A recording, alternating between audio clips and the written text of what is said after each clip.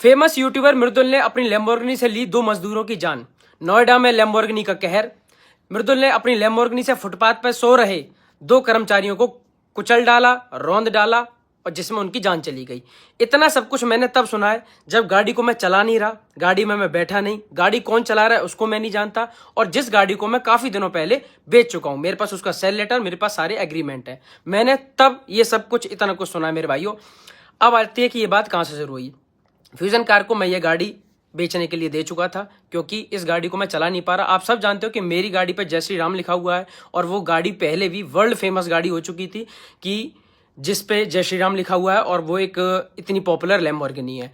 तो मैं उसको जब भी अपने घर से बाहर लेकर निकलता हूँ तो इतने सारे लोगों की भीड़ लग जाती थी कि मेरा वो उस गाड़ी को चला पाना ही मुश्किल हो रहा था, तो मैंने उन लोगों को सेल करने के लिए दे दी।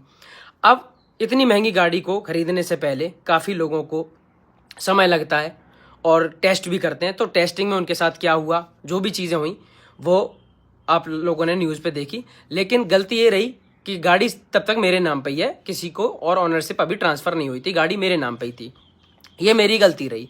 लेकिन न्यूज़ वालों ने हर बात का इतना बड़ा मुद्दा बनाया, इतना बड़ा मुद्दा बनाया कि ये गाड़ी यूट्यूबर की है, गाड़ी यूट्यूबर मृदुल की है, और उसकी न्यूज़ आपने देखा कि कितनी ज़्यादा फैली। मैं बहुत दुखी हूँ इस बात से कि उस गाड़ी से चाहे छोटा एक्सीडेंट हुआ हो चाहे बड़ा एक्सीडेंट हुआ हो, लेकिन इस बात से ज़्यादा परेशान हूँ कि जो चीज़ हुई है उसको इतना ज़्यादा बड़ा चला कर दिखाना कि 3 लोगों की जान चली गई है, उसमें 2 मजदूरों के पैर में चोट आई है, एक का पैर टूट गया है, और जिसकी वजह से हमारे फ्यूज़न कार ने और सारे लोगों ने उनकी बड़ी हेल्प करी, सारी चीज़, उनके हॉस्पिटल का सारा खर्चा उठाया, सारी चीज़ें कवर करने के लिए हम तैयार थे अपने आप से ही, व्यक्तिगत तौर पे ही। कोर्ट बोले ना बोले, लेकिन फिर भी हमारे मन में ही एक इंसानियत के तौर पे ये था कि अगर हमारी वजह से किसी का नुकसान हुआ है तो हमें उसकी हेल्प करनी चाहिए, और उसके लिए हम पहले से ही तैयार थे।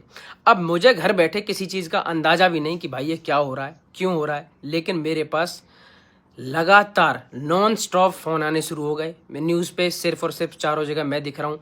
ईद वाले दिन ईद की कोई खबर नहीं, सिर्फ और सिर्फ एक ही खबर आ रही थी कि यूट्यूबर ने लैम्बोर्गिनी से 2 मजदूरों की जान ले ली, जिसमें जान लेने जैसी कोई बात ही नहीं थी। लोगों को घबराहट हुई। मेरे सारे लोग चाहने वाले चिंता में हो गए कि भाई ऐसा क्या हो गया मृदुल, क्या बात होगी, क्या बात होगी। मैं इतना परेशान कि भाई जिस चीज़ में मेरा कोई दूर दूर तक लेना देना नहीं है, मैं गाड़ी में नहीं, मैं गाड़ी चला नहीं रहा, जो चला रहा है वो नशे में नहीं है, उसके पास अपना ड्राइविंग लाइसेंस है, उससे क्यों हुई, कैसे हुई भाई वो वही बता सकता है, मेरा उसमें क्या लेना देना भाई।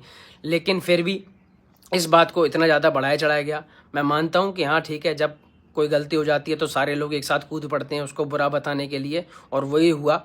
जबकि 6 से 8 साल हो गए मुझे सिर्फ यही करते करते कि कभी मुझसे कोई गलती ना हो, मैं कभी किसी को दुख ना पहुंचाऊं, चोट ना पहुंचाऊं, अपने आप को संभालते हुए इतने दिन हो गए। लेकिन एक छोटी सी गलती जिसमें दूर दूर तक मेरा नाम नहीं है, उसमें भी मुझे इतनी गलत तरीके से घसीटा गया कि जैसे कि मैंने पता नहीं कौन सा कितना बड़ा गुनाह कर दिया हो।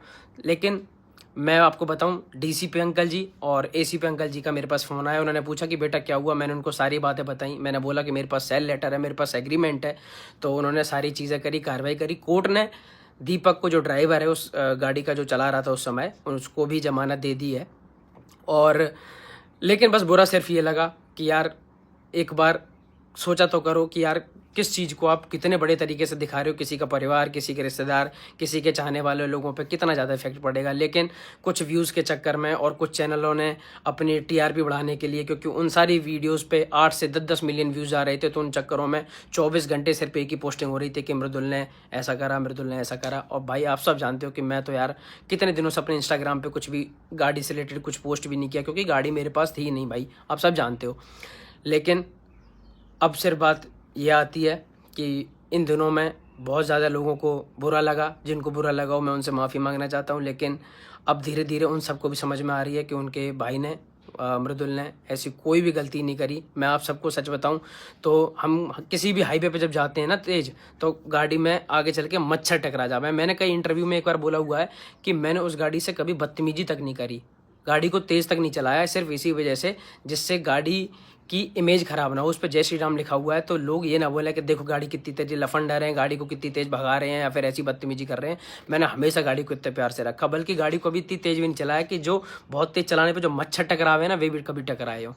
इतने साफ से इतने प्यार से उस गाड़ी को रखा। मैं वैसे ही बड़ा परेशान था कि चलो जिसके पास भी गाड़ी है, पर यार गाड़ी का यह हाल हुआ। इतनी पॉपुलर गाड़ी थी, इतनी प्यारी गाड़ी थी, तो मैं उस चीज़ को लेकर ही बड़ा दुखी था कि उससे चाहे छोटा हुआ हो चाहे बड़ा एक्सीडेंट हुआ, ऊपर एक्सीडेंट हुआ, उसी के लिए बड़ी बड़ी मन में आहत हुआ कि यार ये नहीं होना चाहिए था। लेकिन किसी भी बात को इतना बड़ा चढ़ा कर दिखाना, क्योंकि वो एक फेमस लड़के की गाड़ी है और वो गाड़ी ही अपने आप में इतनी फेमस है। अभी ये चीज़ किसी वैगनार गाड़ी से चाहे 4 लोगों का एक्सीडेंट होके चाहे मर गए होते, पर वो बात कभी आप लोगों को सुनाई भी नहीं देती, जितनी उस लैम्बोर्गिनी से 2 लोगों के टकराने और टक्कर मारने के बाद इतनी बड़ी न्यूज़ बनाई गई। Hindi channel, English channel, Gujarati, Marathi, Tamil, हर भाषा के चैनल में मैंने अपनी वो न्यूज़ देखी। यहाँ से बैठे हुए अमेरिका तक मेरे पास हर इंसान के फ़ोन आ गए कि भाई क्या ये केस हो गया, तुमने किसे मार दिया। अब मैं सारे मीडिया वाले लोगों से कहना चाहूँगा कि चलो भाई, आप लोगों का काम है किसी हाईलाइट चीज़ को ऐसा करना कि कहर रौंद डाला, ऐसी चीज़ें लिखना। लेकिन मेरे भाइयों, मैं आपसे बस एक चीज़ चाहूँगा कि अब तो आप सब भी जानते हो कि कोर्ट ने भी उसको ज़मानत दे दी और सारी चीज़ें ठीक हो गई हैं।